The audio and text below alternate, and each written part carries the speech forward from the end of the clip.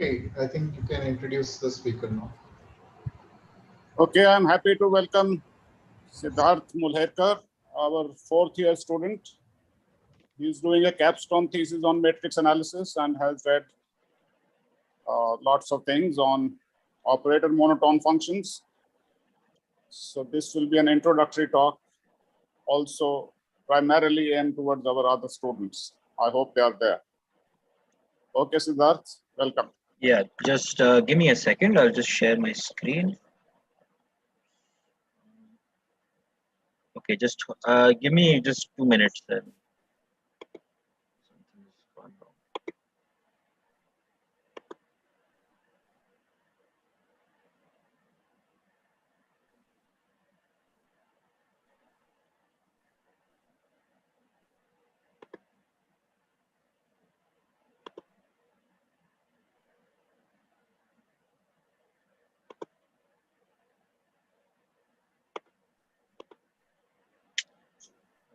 Yeah, just 1 second.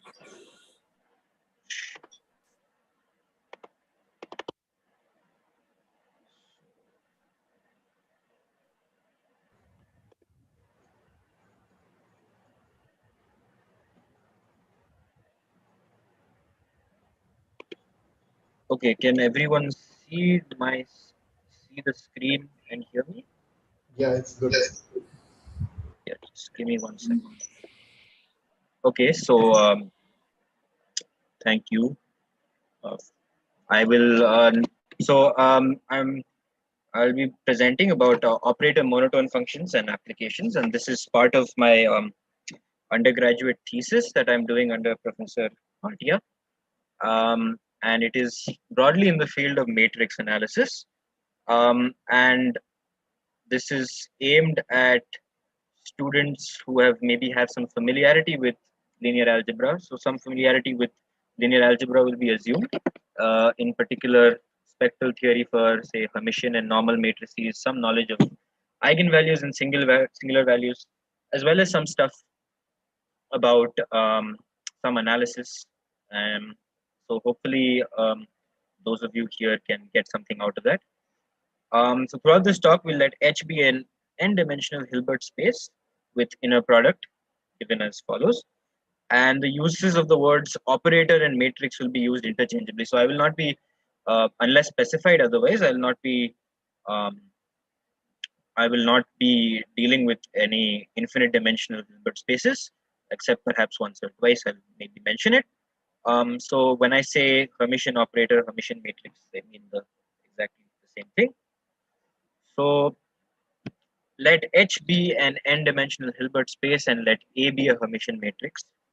The spectral theorem for Hermitian matrices says that there's a unitary matrix U such that A is equal to U star times this diagonal with diagonal matrix with lambda 1 to lambda n entries times U, where each lambda I is real, so the eigenvalues are real, and I let sigma of A is the set of eigenvalues I'll call the spectrum of A, be contained in real numbers if A is Hermitian,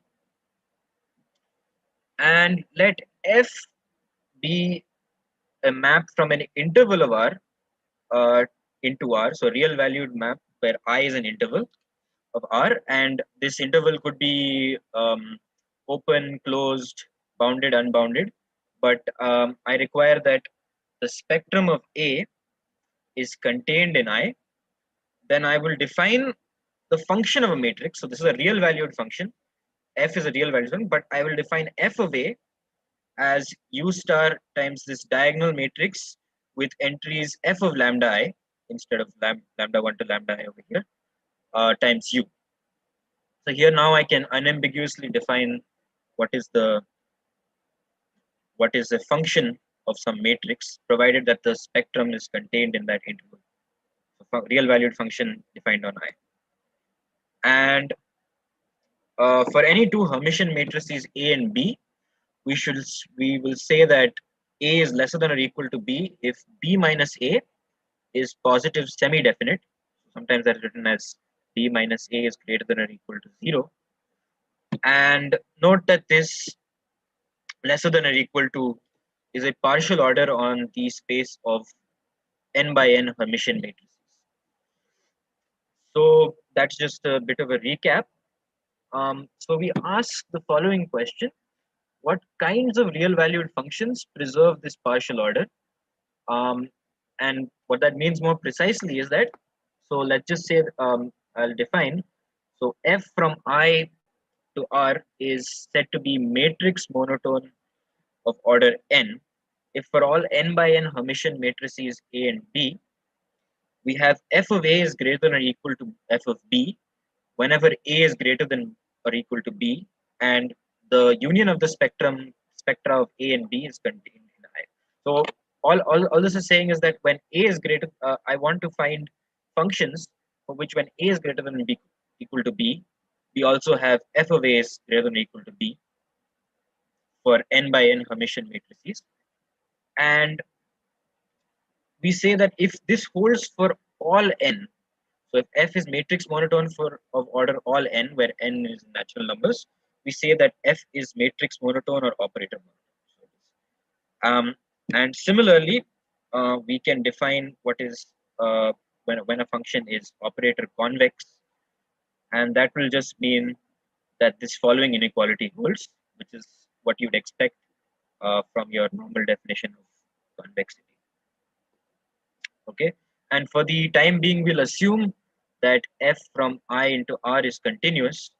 So elementary result states that all we need to really show, if in order to show that f is operator convex, since f is continuous, all we need to establish is midpoint convexity.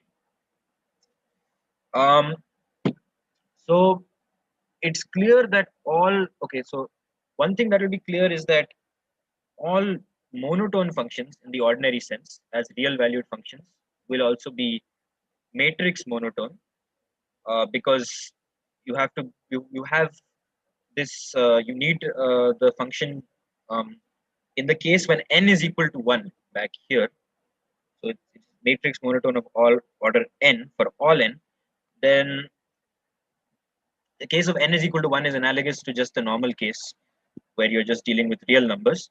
But the question you may ask is that, are all monotone functions matrix monotone? And that happens to not be true. So this first result is that f of t is equal to t square is not operator monotone on this interval 0 to infinity. And let's see why. So if you have the matrices A and B, where A is just 1, 1, 1, 1, and B is 2, 1, 1, 1, then clearly we have B is greater than or equal to A, because if you take its difference, you'll just get a diagonal matrix with entries 1 and 0, and that will be positive semi-definite. But you can compute and see that B square minus A square is this matrix 3, 1, 1, 0, and it's, if you compute its determinant, it will be negative. The determinant is the will be minus 1. Determinant is the product of the real eigenvalues. One eigenvalue will have to be negative, so this will not be matrix monotone. So this will not be positive definite, and therefore function will not be matrix monotone. And similarly, you can construct a lot of examples of functions such as p cubed, 2 to the 4, ordinarily monotone functions which are not operator monotone. So the question really arises, how can we really characterize what these kinds of functions are? And here's another example, but okay, so f of t is equal to t square, on the other hand, is operator convex for every interval I, on every interval I, which is a subset of R. And to note that, all you have to note is, so it's sufficient to show that this function is midpoint convex, and therefore if we form this difference over here and use the following identity, we'll get that f of a plus b minus f of a plus f of b over 2 minus f of a plus b over 2 is just 1/4 times a minus b the whole square. And I have, so if I assume that a is greater than or equal to b, then this difference will be greater than or equal to 0. So, however, on the other hand, f of t is equal to t cube will not be operator monotone on any on a subinterval of R, and or 0 to infinity at least. And if you take, and this can be seen by taking these matrices A and B over here, and once again, if you compute over here, you will get a matrix which has negative determinant. So it becomes a question to really identify operator monotone functions, and later on we'll see some uses of where these come about. So I'll just try and first prove a few results just to get some sort of our hands dirty and prove some operator monotonicity of some functions. So let's try and prove that. We'll try and prove that f of t is equal to minus 1 over t is operator monotone on this interval 0 to infinity. So first, just we have a lemma that if b is greater than or equal to a, then for every matrix x star bx is greater than or equal to x star ax. And the way to see that is that if you just form this difference, you get x star times, so you subtract the two and then you get this x star times b minus a times x. And since b minus a is positive semi-definite, it has a square root, a positive square root, and we can write it in the following way as in the form k star k cx star times cx, which is positive definite. So let's try and prove now that f of t is equal to minus 1 over t is indeed operator monotone. So what we need to show is that if b is greater than or equal to a and a is strictly positive definite, then b inverse is lesser than or equal to a inverse. So by the previous lemma, we can sort of conjugate. So b is assumed will be b and a both will be invertible. So we can conjugate by b to the minus half. So choose x to be b to the minus half. B is Hermitian, so x star is just equal to x. And therefore, this is true if and only if I is greater than or equal to b to the minus half times a times b to the minus half. And this means that the eigenvalues of this matrix are between 0 and 1. And therefore, the inverse of this matrix will have eigenvalues all greater than 1. And that will just mean that I is lesser than or equal to this inverse of this matrix. And then once again, conjugating by b to the minus half, we get our result that b inverse is less than or equal to a inverse. By the way, just stop me if anything is unclear. That's okay. And okay, one last example before we maybe get into more general theory is so particularly instructive example is that f of t is equal to the square root function, which is defined on all positive reals, including 0, is operative monotone. So if b, so we'll show it if b is, okay, so we'll have a lemma first. So if b is greater than or equal to a, which is greater than or equal to 0, then b is invertible and b is invertible. Then we have that its operator norm of this a to the half b to the minus half is less than or equal to 1. And this is somewhat easily proven in the sense that we once again conjugate, and we have that a to the half times b to the minus half. This is a minus half over here on the right. This over here is lesser than or equal to I, and therefore the squares of the singular values of this matrix will be bounded by 1, and therefore its largest singular value will also be bounded by 1. So don't worry too much about the proofs as long as we just try and go through them. And so now we must show that if b is greater. I have a question, Siddharth. Yes, go ahead. You say b bigger than or equal to a, bigger than or equal to 0, right? Yes. And then you're writing b inverse. Yeah, so b is invertible, I'm saying. If b is, oh, you're assuming b is invertible. B is invertible, yes. Okay. Yes. So, and then later on, we'll show that it's prove more general. So, yeah, B is invertible. Is that clear, Professor? Yeah. Okay. Okay, so we must show that if this is the case, so if B is greater than or equal to A, which is greater than or equal to 0, then B to the half is greater than or equal to A to the half. And so by the previous lemma, so once again, we assume that B is invertible, and then the non-invertible case will be handled later. Um, so by the previous lemma, this is 1 is greater than or equal to this, and then the operator norm is greater than or equal to this spectral radius, which I will define, and using the fact that, so here the spectral radius is just the maximum of the absolute values of the eigenvalues, and since the eigenvalues of A, B, and BA are the same, 1 is greater than or equal to the spectral radius of this, which is equal to the spectral radius of this over here on the extreme right. And moreover, if A is positive, then A is lesser than or equal to I, if and only if the spectral radius is lesser than 1, because the eigenvalues of 1 I minus A will just be 1 minus the eigenvalues of A. Okay, so now since this quantity over here is positive, because it is a conjugate of a positive matrix, we have I is greater than or equal to B to the minus, so I is, so by this previous thing we have this, and once again conjugating by B to the minus 1/4, we get this following. So now the general case where B is not necessarily invertible is proved by a continuity argument.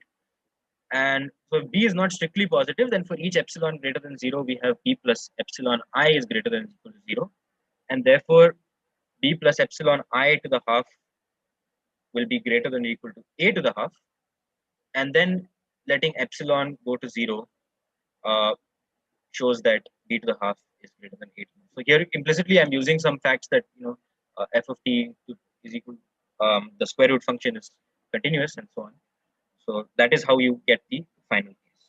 Okay, so now I want to sort of build this class of operator monotone functions and sort of talk more about them and try and identify what these functions are. So let's just try and make some elementary observations. The composition of some operator, so they'll all be say defined on some interval I. The composition of operator monotone functions is operator monotone.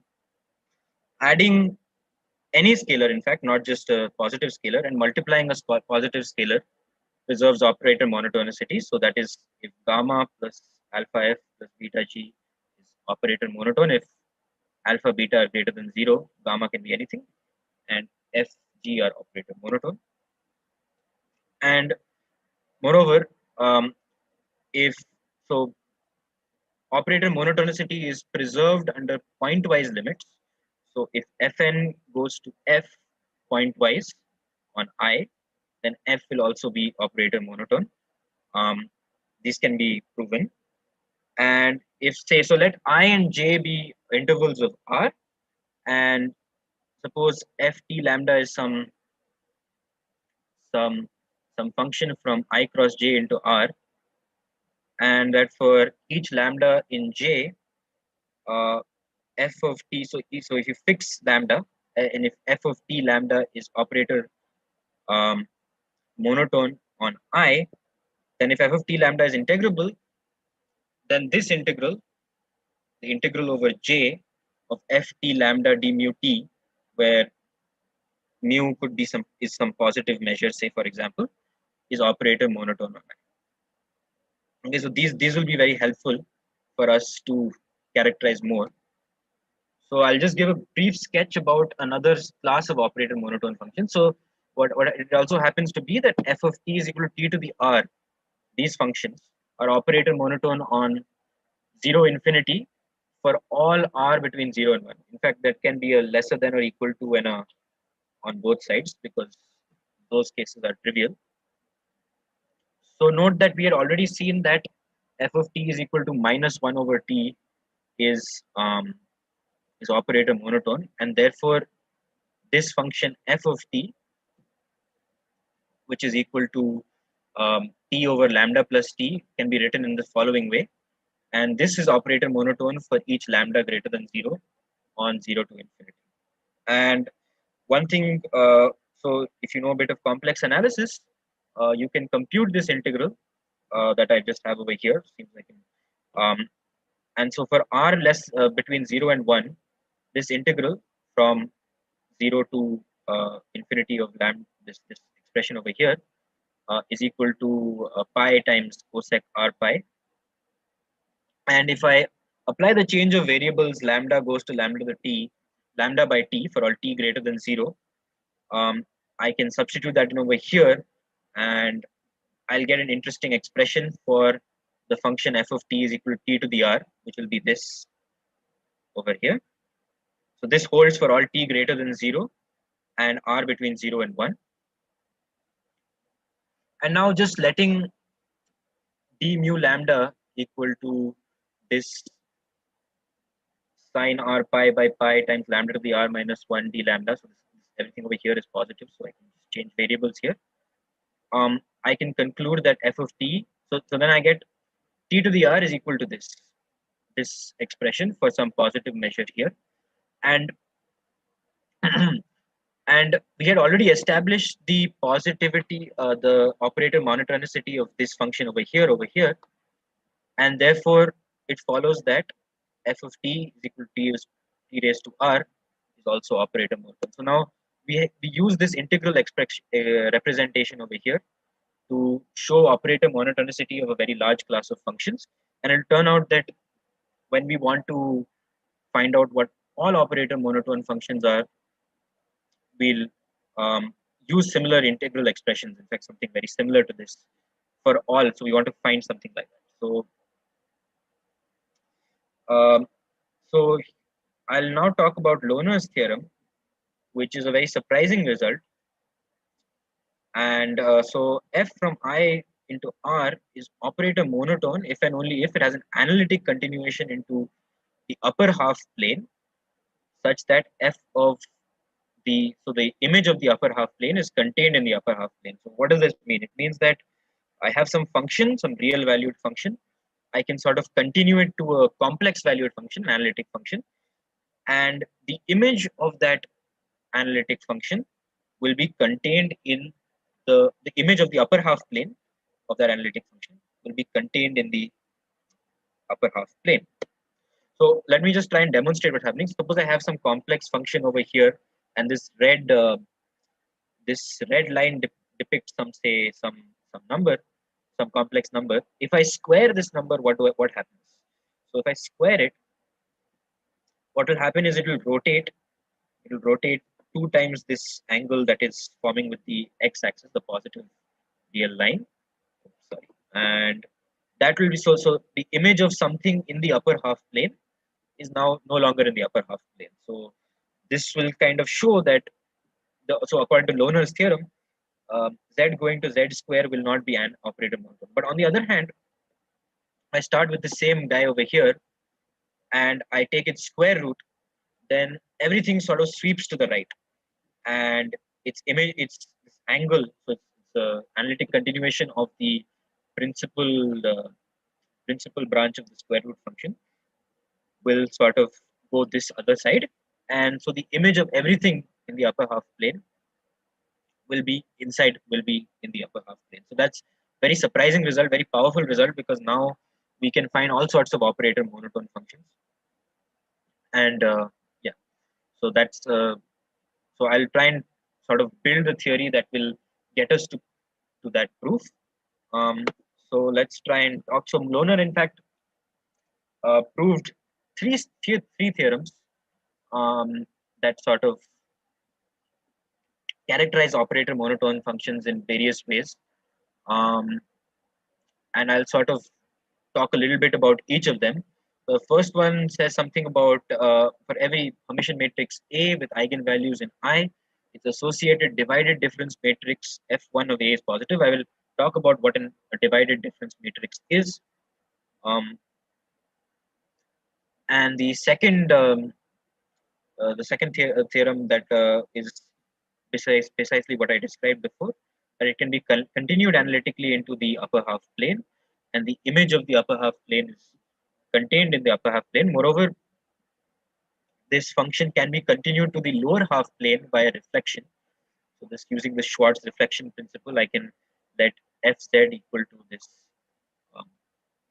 bar of fz bar.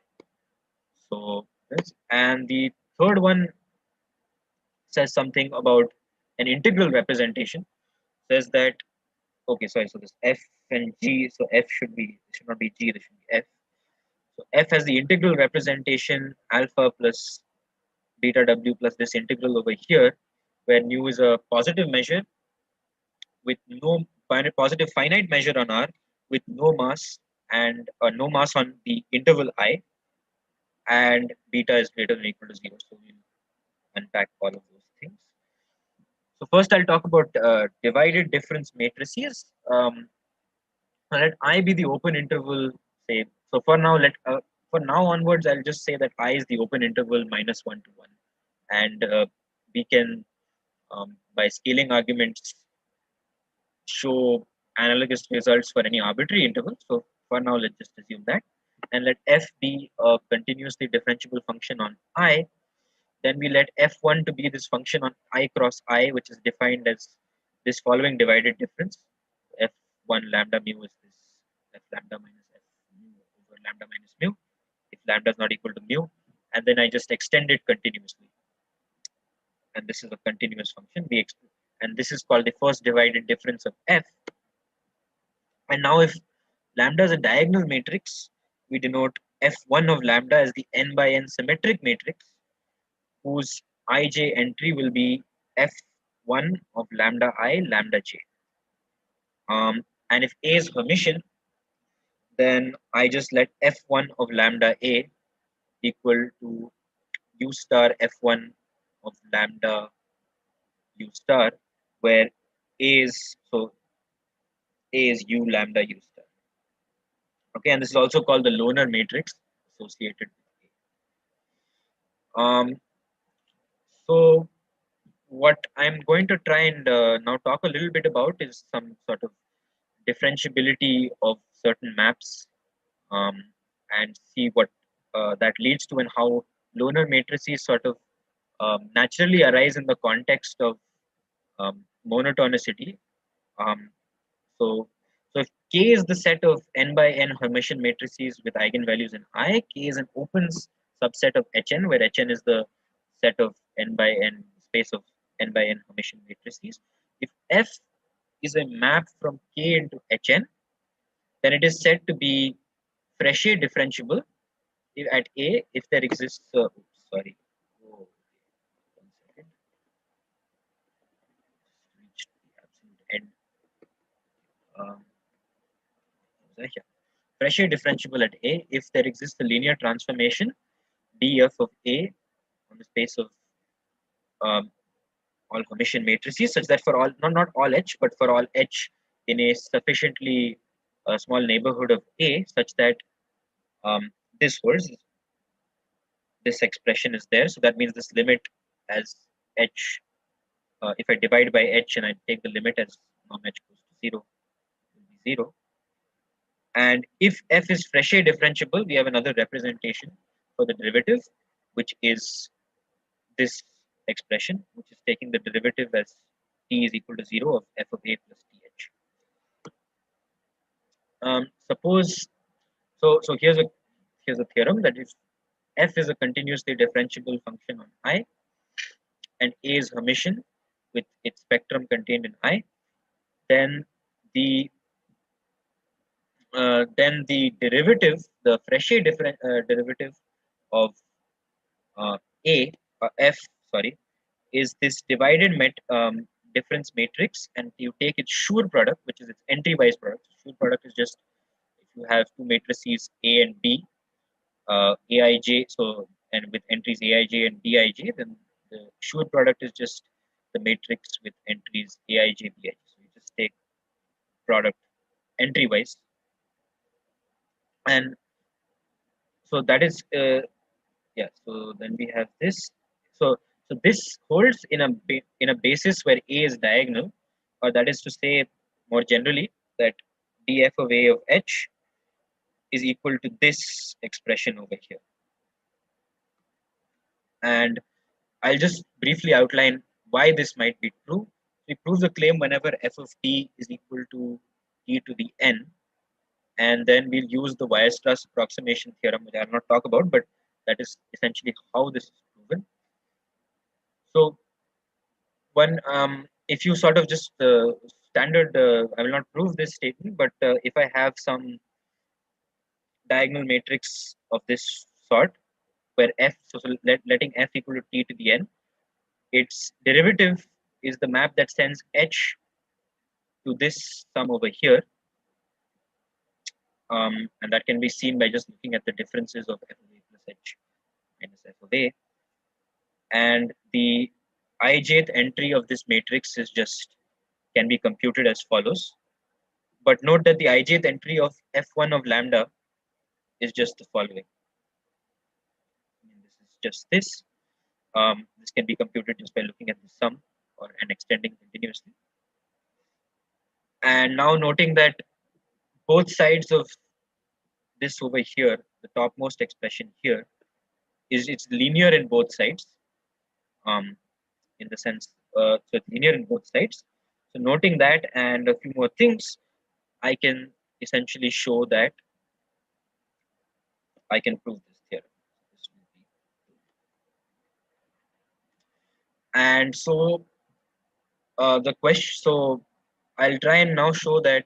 So in some sense, this over here, this divided difference matrix, this over here, number 7, is arising as some sort of derivative, and its positivity is implying monotonicity. So somewhat similar to how in real numbers, how the positivity of a derivative implies some sort of monotonicity. Suppose T to AT is a C1 map from the interval 0, 1 into the set Hn that have their eigenvalues contained in n, and let f of t be, so capital F of t just be equal to f of a of t, then the chain rule will give us that this df of t is equal to this over here. So the df of a of t evaluated at the point a at a prime of t, and this in combination with what we just proved shows us that f of 1 minus f of 0 is this integral over here, where this Schur product is taken in a basis for which f1 of, so where a of t is diagonal. That has to be noted. I have not written that down. And therefore, I'll just show now that if f is operator monotone and let a be its summation with its eigenvalues and I, so you let H be the matrix, all of whose entries are 1, then clearly we have A plus TH is greater than or equal to A, and therefore f of A plus TH minus f of, so I'm assuming that f is operator monotone, so this will be true, and therefore this limit for all t approaching 0 will be positive, and therefore this limit is just the expression we had for df of A of H, which is just f1 of A Schur product with H, but H just has all ones. So that will just be f1 of A. So f is, that shows one direction of the theorem I was claiming. And here's a fact: the Schur product of positive matrices is always positive. In particular, that can be seen as a, since it's a principal submatrix of the matrix A tens of B. Okay, that's okay. So conversely, if B is greater than or equal to A, let capital A of T be this map that joins the straight line. That's a straight line joining B and A. And the hypothesis that we have, so now I'm conversely, so I'm assuming that f1 of A of T is greater than or equal to 0. It can be shown that the eigenvalues of A of T are contained in I as well.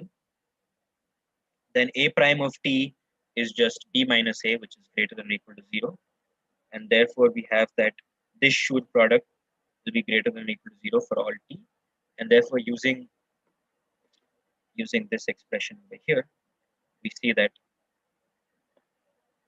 f of b minus f of a is greater. So that ends my segment on Lowner matrices. And Lowner matrices are in general very difficult to deal with because it's not immediate why the positivity, or if you want to show something is operator monotone, if you look at its associated Lowner matrix, it might not be easy to see why that matrix is positive definite, and therefore we sort of get some we try and use a more powerful, get a more powerful characterization. So let K be the collection of all operator monotone functions on F, and I be this interval -1 to 1 such that F of 0. So I'm considering the this set K, which has these properties, can clearly be shown to be a convex set. And I claim that for each F in K, there exists a unique probability measure mu on -1 to 1, such that F of t is the following, this following integral. And this will sort of get us closer to the integral representation we want. So I'll talk about the strategy to prove this theorem. I won't go through all the details because, so I will show first that K is compact in the topology of pointwise convergence, where K is, and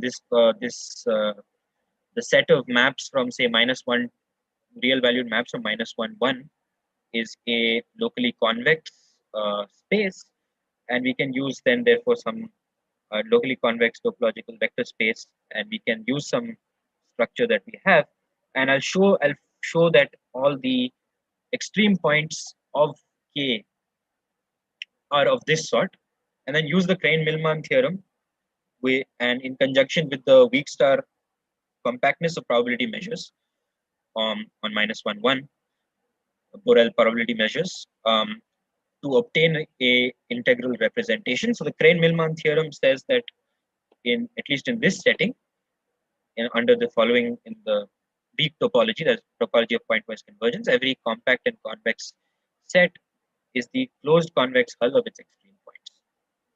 And this is very useful. So we'll write something as a convex combination, and then we'll take limits, and those limits of those sums will become integrals. So this is just some, so let A, so essentially we need so Lowner also showed, first needed the positivity of Lowner matrices to prove this.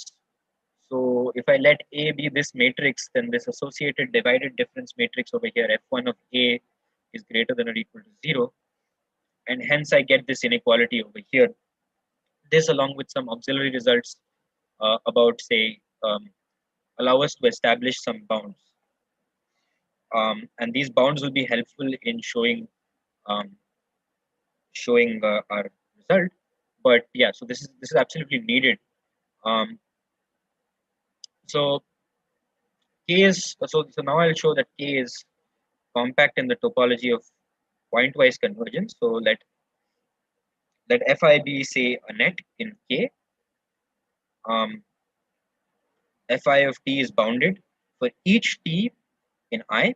So given these, because of these bounds over here, f of t is lesser than this and f of t is greater than this, I can establish these bounds. And so if I view elements in K as a subset of, so the topology of pointwise convergence is sort of written as, so if a product of all t and I of some yt, where each yt is closed and bounded, because the ranges are pointwise bounded, and this inherits the pointwise the product topology. Hence, by Tikhonov's theorem, this space is compact, and therefore F has a, so this space over here, this product of yt is this over here is compact, and therefore the net Fi has a subnet that converges, and it also has f of 0 is equal to 0, and also since the limit of operator monotone functions is operator monotone, it is also, this limit will be operator monotone, but it remains to show that f prime of 0 is equal to 1, and that will, I will not show that, but that can also be shown using certain this thing. And so as a consequence, K is a closed subset of this compact space, and hence K is compact in the topology of pointwise convergence. So there's another theorem that I will not prove. All extreme points of K are given by the following. So okay, this will be absolute value of alpha is less than or equal to 1, and this is okay. So we can this can be shown, and therefore now I can get my final result, which is that for each f in k, there exists a unique probability measure mu on -1 to 1, such that the f of t is this represented by this integral. So for lambda in -1 to 1, consider this function h lambda. By the previous theorem, the extreme points, this theorem over here, are contained inside the family h lambda. So the Crane-Millman theorem, uh, by the Crane-Millman theorem, since k is compact and convex, k must be the convex hull of its extreme points. So we write down finite convex combinations of this family as some h lambda d mu lambda, where mu is a measure on -1 to 1 with some finite support. Now, since f lies in the closure of these combinations, there exists a net mu I of finitely supported probability measures such that fi of t converges to this. So this should be not mu I, converges to f of t for all t. And now, since the space of probability measures is weak star compact, that essentially means that the net has an accumulation point over here, mu. And what this basically means is that h lambda d mu I converges to, so some subnet of it, but so some subnet will converge to, so of h lambda d mu I will converge to this h lambda d mu lambda, and that is f of t is equal to this. And we can even show that this measure is unique, but I will not show it. And now note for all operator monotone functions on I, f of t minus f of 0 divided by f prime of 0 is in k, and therefore we can do away with the k restrictions, the set k, and I will more generally now just say that if f is operator monotone on -1 to 1, then there exists a unique probability measure mu on -1 to 1, such that the uh, following holds. And similarly, there's also an integral representation for operator convex functions. And this shows that you can use as an application of just the dominated convergence theorem, I guess. You can show that this f of t is in fact infinitely differentiable. Note that we assume this the continuous the fact that operator monotone functions are C1 in I, and that has to be shown, and that is a little bit of work. But once we do that, we can get that it's indeed infinitely differentiable. And moreover, this has an analytic continuation, which is defined for all z except for uh, z in C, except for on these intervals over here, the union of these two intervals. And we can so also note that the imaginary, so if you look over here, the imaginary part of this integrand over here is just the imaginary part of z. And from here we can see that the image of the upper half plane will just be contained within the upper half plane because we have this representation over here. So in particular, this is what Lowner's theorem says, and so we can do away with also the normalizations of I and just transfer to an arbitrary interval AB. So if f is operator monotone on AB, then it has an analytic continuation that maps f that maps the upper half plane into the upper half plane. Moreover, it has an analytic continuation of the lower half plane, which can be obtained by reflection, by the Schwartz reflection principle across AB. And so now I have to prove the other direction, that is, all such functions of this sort, so the if and only if statement, so all such functions of this sort which have this analytic continuation and can be reflected across, are they also operator monotone? And for that, I say that the set of all analytic functions on the upper half plane that map C plus into C plus are called pick functions. And if AB is an open interval, then the class PAB is said to be in the class of pick functions that admit an analytic continuation into C minus by reflection. So such functions clearly only take real values on AB. And so I'll just sort of sketch how we reach there. So we use some sort of standard facts from complex analysis. These can be shown. First is this complex Poisson representation that states that f of z is equal to, so if f is analytic in a neighborhood of the closure of the unit disk, then I have the following. This following expression holds, where kwz is equal to this. And as a consequence, I can, if f is an analytic function with the real part of f on D, such that the real part of f is greater than 0, then there exists a positive measure mu on the boundary of, so I can just, I'll rather write 0 to 2 pi over here, where 2 pi is not, but over here, such that this this holds, and this can be shown using, once again, the weak star compactness of the probability measures. If you just look at this statement over here, if the real part is positive, you can use that and some other auxiliary results to show this. And then we get Nevelin's theorem, which says that G is in the Pick class if and only if it has this integral representation of this sort, where nu is a positive finite measure on R, and it has this, so G of W is this. And what we do is we exploit the conformal equivalence of the unit disk and the upper half plane. So recall that D and C plus are conformally equivalent, and you can find these explicit maps over here. So phi of Z and zeta of W are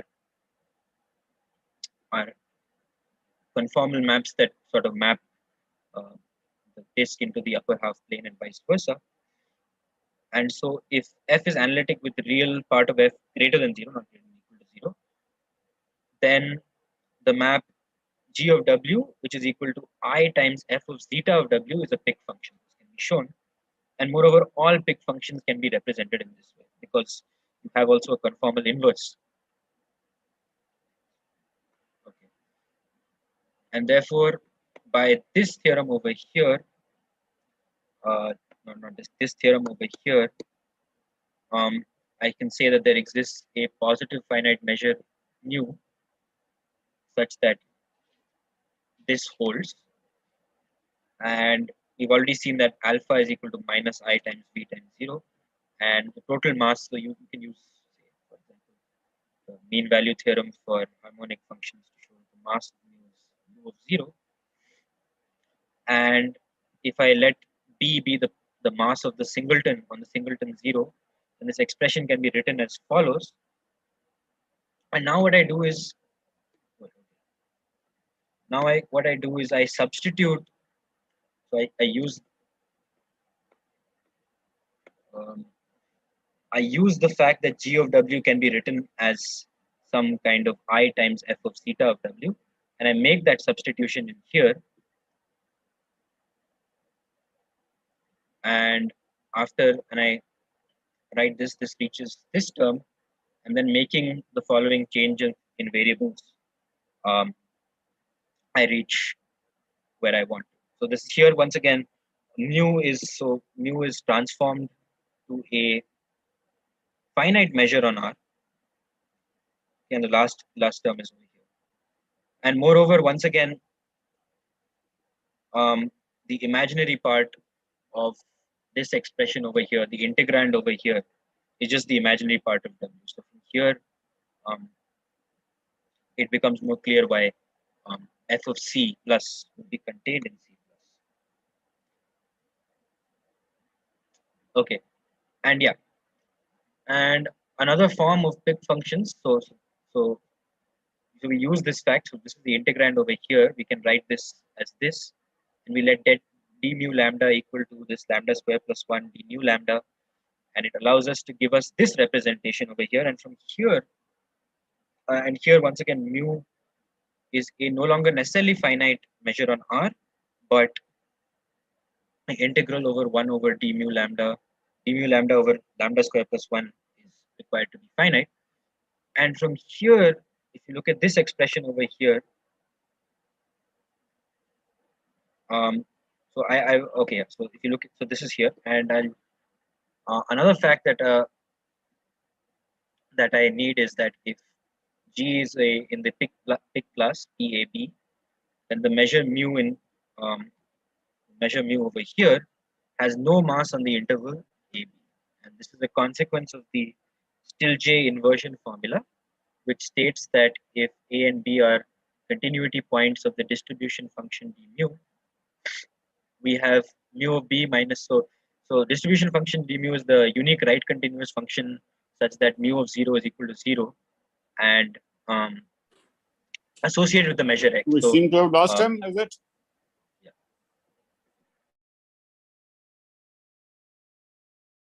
And yeah, so hello. Okay. Uh, hello. Yeah, I couldn't hear you the last, but doesn't matter. You're Okay. back now. Okay. Can everyone hear me? Yeah, for me, you were fine. I can hear you now, but I lost you in the middle. Okay. It doesn't matter. It was just for. Okay. Let me know if I'm not audible at any point of time.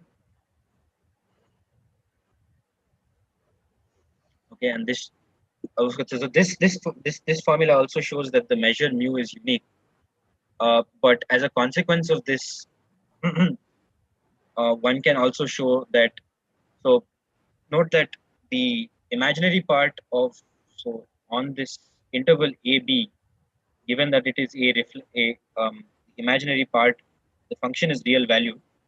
So if you take under proper conditions this limit inside, this theta going to 0 inside, then this imaginary part will just be going to 0. Then mu b minus mu a will always be equal to 0. And therefore, this measure will have no mass on A. So this shows that the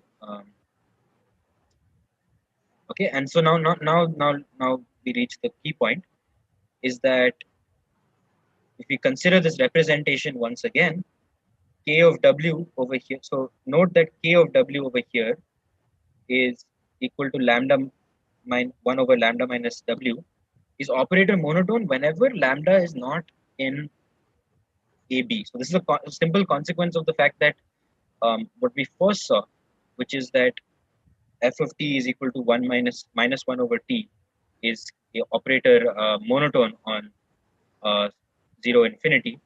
Just a simple consequence of that can be shown is that this function over here is also operator monotone whenever lambda has no, whenever lambda is not in AB, so for some fixed lambda. And therefore, this integral over here, so, and now looking at this integral expression over here, I can conclude that G is in fact operator monotone. So that sort of is a sketch of Lowner's theorem. And now I'll talk a little bit about some applications Lowner's theorem might have. So I'm concerned with what are operator inequalities.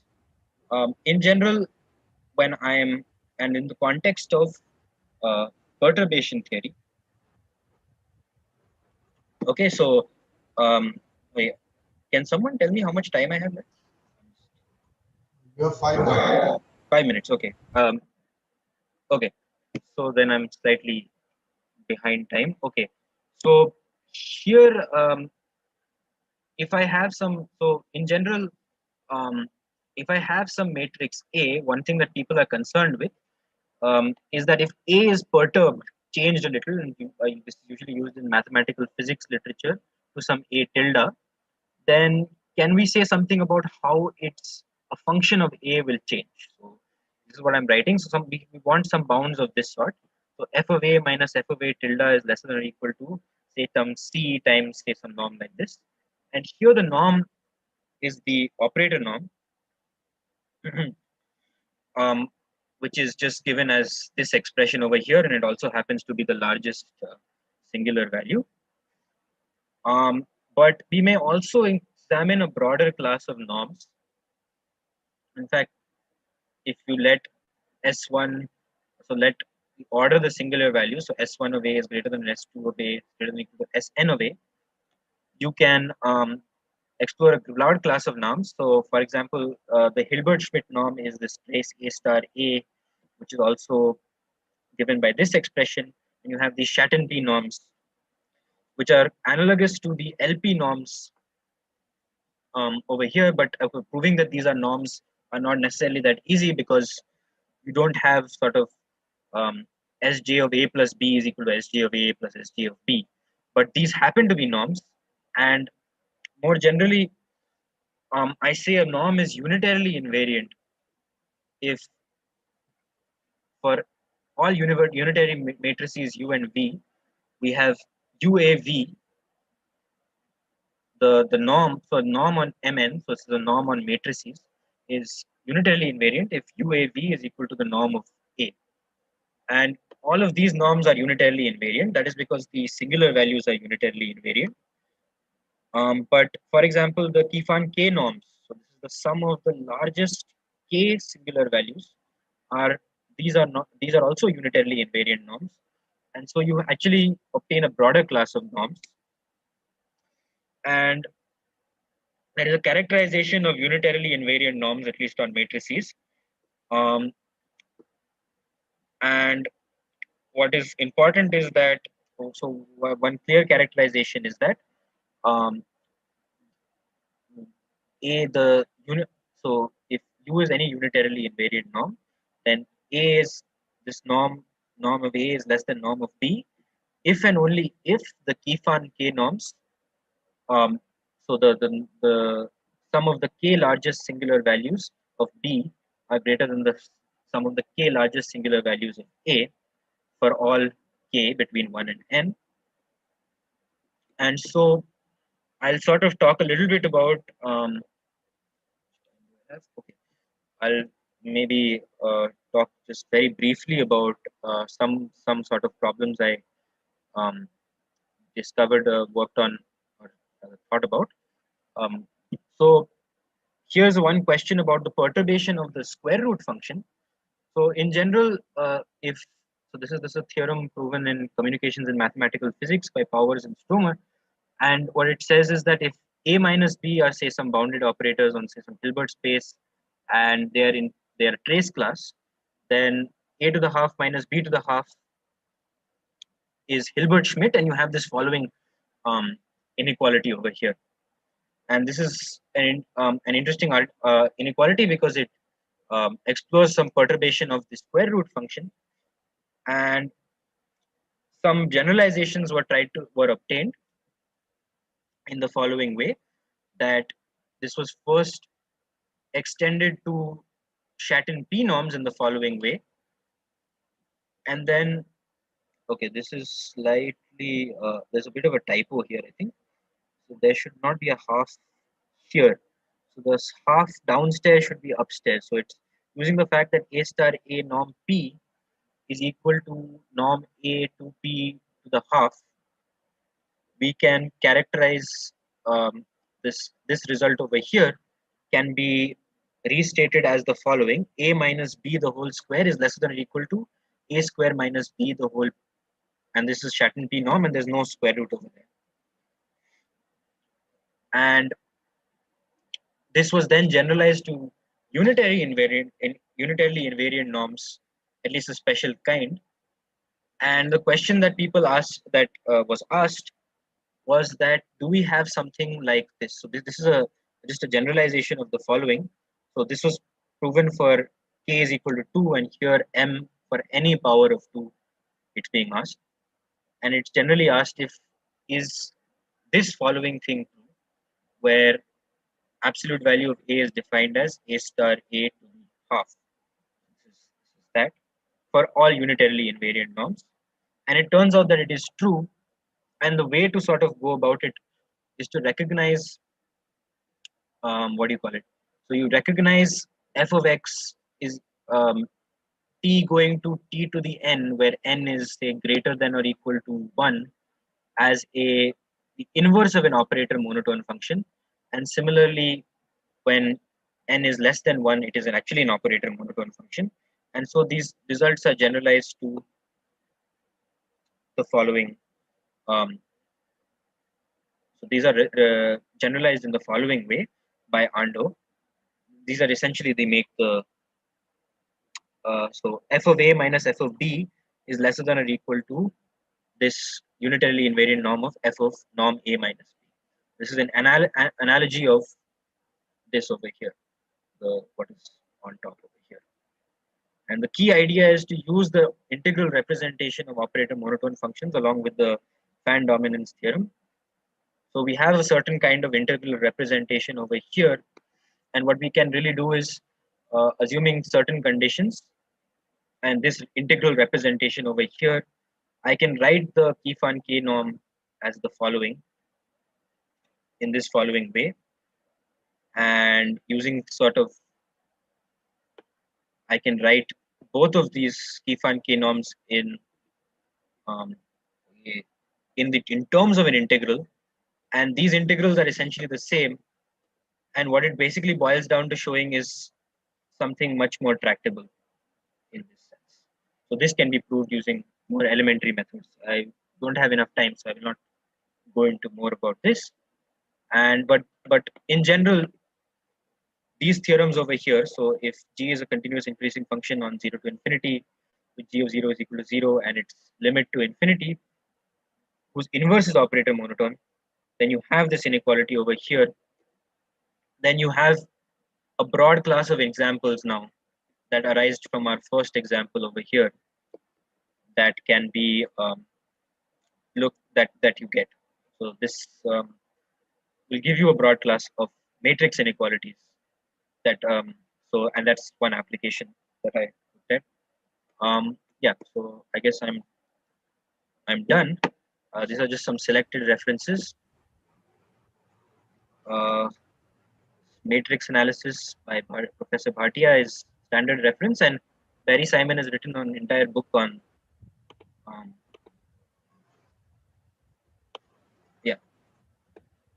has written a book on this entire theorem. And then here are some of the last stuff is sort of covered in the last couple of papers. So thank you very much.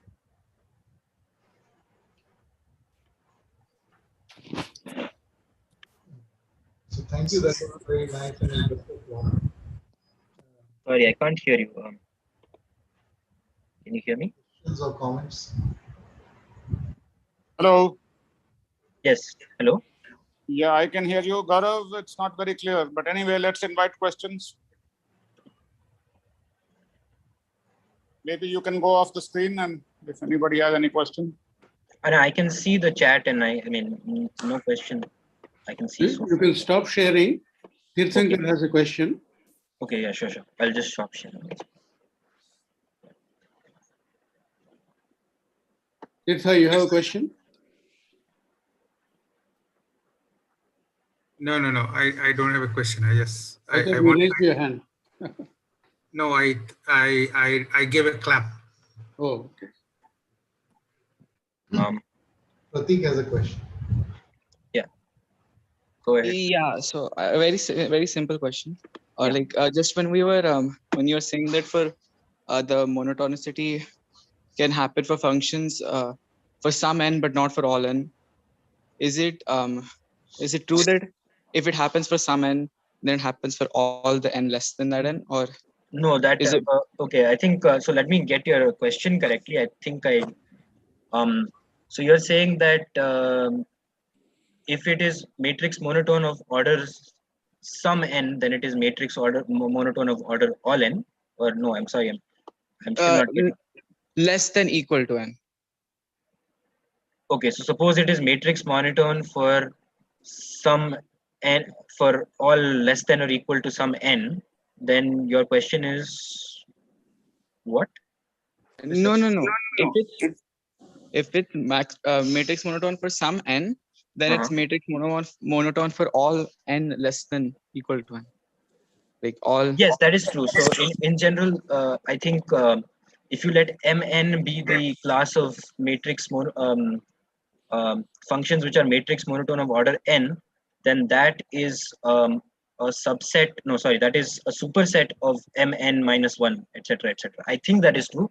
I have read that somewhere, but I'm not sure. I think maybe Professor Bhatia might know. Because just you put zero, you take a block matrix, put a block of that size and put Yeah. zeros elsewhere. So Yeah. So that's rather easy observation. yeah. Okay.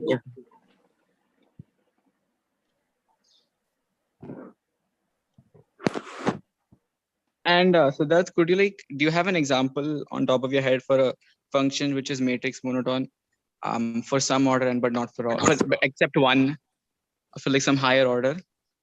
Okay, off the top of my head, I don't know. Wait, so you're saying that it is matrix monotone for some order, that should be okay. I can't think of something right now. I'll think about it and let you know. Unless Okay. is it obvious? I'm thinking not.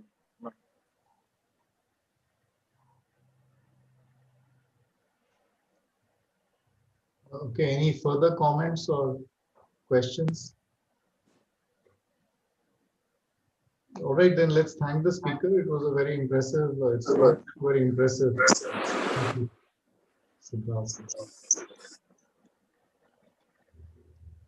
Thank you, Siddharth. Thank you very much. We Um, can have a private testing if you like. Thank you, Professor. Professor, can you hear me? Yeah. I don't know. Sort So of. normally we'll go for coffee with the speakers, so maybe equivalent of that, 5 minutes here. Yeah, I think I didn't do. I don't know. Anyway, if any feedback is there, then let me know. I think I would have definitely done better in some regards. No, I think it's an excellent talk. You covered it beautifully. Only at the end, you kind of didn't estimate the time correctly. Yeah.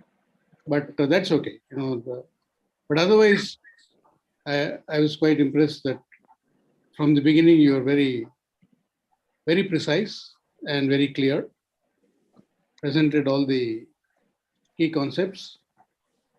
Is this the correct amount? I think I was doing too many proofs, I felt. I mean, I didn't know how to. No, that's okay, but you could have stopped at some stage. Okay. You need to have gone into the Shatton classes and all that. Okay. Too much in detail, but so anyway, Almost you all can estimate all this. I'm saying that's the mistake almost all mathematicians make. Yeah. And I did advise Siddharth not to do it, but he is very strong-willed, so he followed his own. Yeah, I think I underestimated